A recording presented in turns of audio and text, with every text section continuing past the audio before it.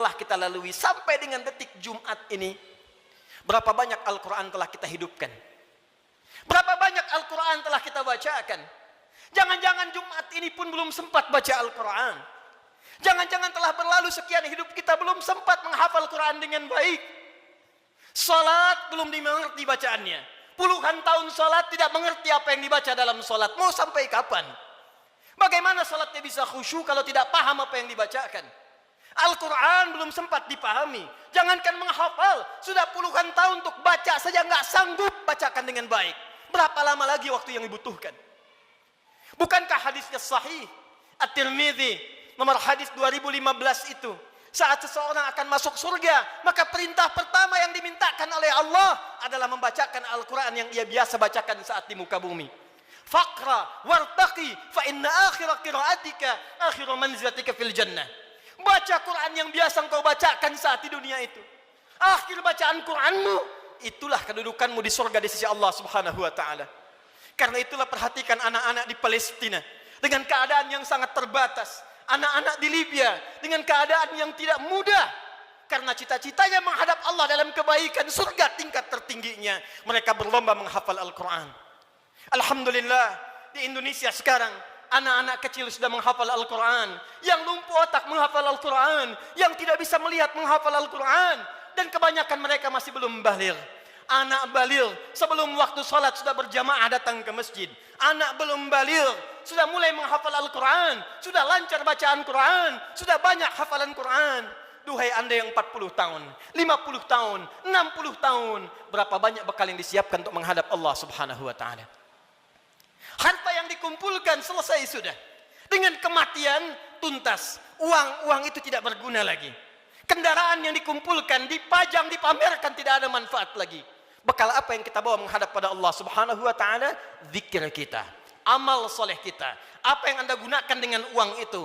Infak, itulah zikir kepada Allah Subhanahu wa ta'ala. Salat, kendaraan yang mengantarkan anda untuk Jumat, untuk ta'lim, untuk mendekat kepada Allah, bekerja beramal soleh, itulah zikir kita di hadapan Allah Subhanahu wa ta'ala. Sampai dengan detik Jumat ini, berapa banyak aset yang telah Allah titipkan kepada kita digunakan untuk zikir kepada Allah Subhanahu wa ta'ala.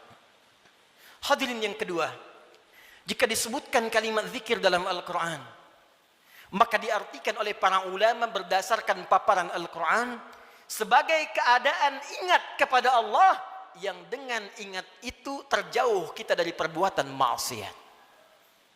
Pertama, terdorong kita mengumpulkan amal saleh. Yang kedua, terjauh kita dari perbuatan maksiat. Zikir, keadaan ingat kepada Allah Subhanahu wa ta'ala. Karena kita ingat kepada Allah, kita merasa diawasi oleh Allah Subhanahu wa ta'ala. Kita merasa dilihat oleh Allah. Kita merasa didengar oleh Allah. Karena itu orang yang merasa dilihat oleh Allah, maka mustahil ia bisa berbuat maksiat dalam kehidupannya. Keluar dari masjid mustahil tertukar sandal. Karena ketika ia akan gunakan, ia merasa dilihat oleh Allah Subhanahu wa ta'ala. Mustahil berbuat curang dalam pekerjaannya. Mustahil ia korupsi. Mustahil ia mencuri. Mustahil ia membegal. Mustahil ia berselisih. Mustahil ia membuat hoax. Mustahil ia berbuat maksiat. Karena ia merasa dilihat dan didengar oleh Allah Subhanahu wa ta'ala. Karena itulah sampai dengan detik Jumat ini, berapa banyak Jumat kita yang telah memberikan manfaat dalam hidup kita. Dari Jumat ke Jumat. Jangan-jangan bahkan datang ke Jumat pun masih bermaksiat juga. Ada yang tanpa malu datang ke Jumat belum selesai urusannya dengan Allah Subhanahu wa ta'ala. Ada yang belum bertobat. Di kantongnya masih ada handphone dengan gambar-gambar yang tidak senonoh. Apa tidak malu? Salat menghadap Allah, di handphonenya ada koleksi gambar-gambar yang tidak disenangi Allah Subhanahu wa ta'ala. Ada video-video yang tidak Allah sukai. Ada hubungan dengan orang tua yang belum selesai. Ada hubungan dengan tetangga yang belum tuntas. Ada hubungan dengan anak istri yang belum tuntas. Cita-cita masuk surga. Cita-cita berjumpa dengan Rasulullah sallallahu alaihi wasallam. Amal apa yang telah Anda siapkan? Apa tidak malu menghadap Allah dengan lumuran maksiat? Apa tidak malu berjumpa dengan Rasulullah berlumur maksiat? Perhatikan saudara, bila sampai Jumat ini ratusan kali, ribuan kali belum membantu kita, membuat kita ingat kepada Allah, maka perhatikanlah peringatan Allah yang disampaikan 15 abad yang lalu, bahkan sejak di era sahabat Rasulullah sallallahu alaihi wasallam. Quran surah ke-57 Al-Hadid di ayat yang ke-16. Ayat ini diturunkan pada dua kondisi. Satu, saat kalangan orang beriman dari sahabat-sahabat Rasulullah yang semula berada di Mekah dalam keadaan terhimpit oleh kesulitan, tiba-tiba hijrah ke Madinah merasakan kenikmatan. Dengan nikmat itu bisa nyaman makan kembali, minum kembali, nyaman beraktivitas. Yang semula tertekan, terintimidasi saat berada di Mekah, hijrah ke Madinah mendapatkan segala kenyamanan. Dengan kenyamanan itu mulai lupa dengan Al-Quran, mulai lupa dengan kualitas salat yang sebelumnya khusyuk ditunaikan, mulai lupa dengan ingat kepada Allah. Maka turunlah Quran surah ke-57 ayat ke-16 ini. Alam ya'ni lilladzina amanu an takhsha'a qulubuhum li dzikrillah wa ma nazala minal haqq wa la takunu kalladzina utul kitaba min qabl fatala 'alaihimul amadu faqasat qulubuhum wa katsirum minhum fasiqun. Alam ya'ni lilladzina amanu, hei kata Allah, belum tibakah waktu bagi orang-orang yang mengatakan dirinya beriman itu kepada Allah untuk serius imannya, untuk benar-benar mendekat kepada Allah, untuk benar-benar khusyuk menyembah Allah, li dzikrillah, untuk ingat Allah, untuk mulai sadar menyiapkan bekal pulang. Kalian itu akan wafat kata Allah, kalian pulang. Anda apapun pekerjaan Anda, kedudukan yang tinggi Anda dapatkan, harta yang banyak Anda raih, tetap Anda akan wafat. Orang-orang dulu wafat, yang kemarin wafat, yang sekarang pun akan wafat. Tunjuk diri Anda di cermin. Duhai Adi Hidayat, Anda wafat. Duhai fulan, Anda wafat. Kata Allah, masih tidak sadar juga. Masih belum ada juga kekhusyuan untuk ingat kepada Allah. Masih belum sadar juga akan dihisab. Mana solat kalian yang satu amalan itu akan menjadi penentu amalan yang lainnya. Inna awwala ma yuhasabu bihil abdu yaumal qiyamati as-salah.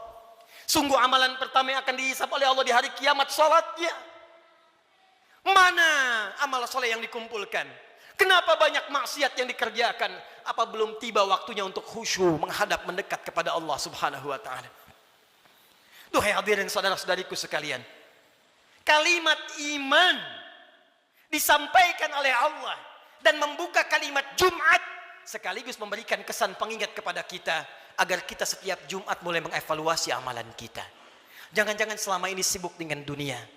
Jangan-jangan selama ini sibuk dengan kehidupan dunia, lupa menyiapkan kehidupan akhirat kita. Jangan sampai kata Allah seperti orang-orang sebelum kalian, terlena dengan urusan dunia, lupa dengan permainan dunia. Karena itulah waktu kemudian semakin dilewati, lupa dengan Allah Subhanahu wa taala, sehingga ibadah dan Al-Quran tidak memiliki kesan lagi. Al-Quran hanya sekedar menjadi pajangan saja, ibadah jadi formalitas saja. Akhirnya Jumat pun tidak ada rasa lagi. Jumat hanya sekedar duduk, datang, kadang terlambat, nunggu khatib naik, setelah itu pulang, begitu saja. Al-Quran cuma jadi pajangan, hiasan saja dibaca, sulit. Salat cuma jadi formalitas saja. Kalau itu terjadi dalam kehidupan kita, maka tanda alarm harus dinyalakan dalam jiwa kita. Itu pertanda ada keadaan hati kita yang belum khusyuk menghadap Allah Subhanahu wa taala. Maka ditutup kalimat ini, wa katsirum minhum fasiqun. Maka kalau sudah seperti itu, kebanyakan lupa dengan Allah, ujung-ujungnya menjauh dan banyak berbuat maksiat. Karena itu, khatib ingin mengajak kepada kita semua dalam waktu Jumat yang singkat ini, mari jadikan Jumat ini sebagai evaluasi untuk mendekat kepada Allah Subhanahu wa taala. Ingat-ingat satu saat kita pun akan wafat. Ingat anak-anak kita. Ingat orang tua kita. Demi Allah, sebentar saja renungkan. Setiap Anda berapapun usianya pasti punya orang tua. Mungkin di antara kita ada yang sudah wafat, yang ibunya berharap supaya anaknya mengantarkan amalan soleh. Anaknya rajin sholat, anaknya bisa baca Al-Quran, sehingga di akhirat dikumpulkan kembali. Duhai Anda yang para orang tua, saya yakin Anda pun punya anak, punya keluarga. Qu anfusakum wa ahlikum nar. Jangan sampai terpisah saat di akhirat nanti. Jaga diri baik-baik, jaga amalan kita. Karena rasanya tibalah waktunya sekarang. Apa yang disampaikan Nabi di masa-masa yang telah lalu. Hati-hati, akan tiba masa di mana maksiat itu akan hadir di sekitaran kita tanpa bisa dibatasi. Sekarang datang kepada kita sendiri. Di handphone ada maksiat, di TV ada maksiat, di internet ada maksiat. Sehingga sulit membedakan mana yang benar, mana yang salah. Mana yang baik, mana yang keliru. Pada saat itulah Nabi berpesan kepada kita, jika tiba masanya, segala berhijrah kepada Allah Subhanahu wa taala untuk memperbanyak amal soleh dan meninggalkan amalan yang sia-sia. Semoga kita dirahmati oleh Allah Subhanahu wa taala, segera diberikan kehusyuan pada jiwa kita dan dikumpulkan dengan keluarga dalam keadaan yang baik untuk menghadap kepada Allah dan berpulang dalam keadaan husnul khatimah.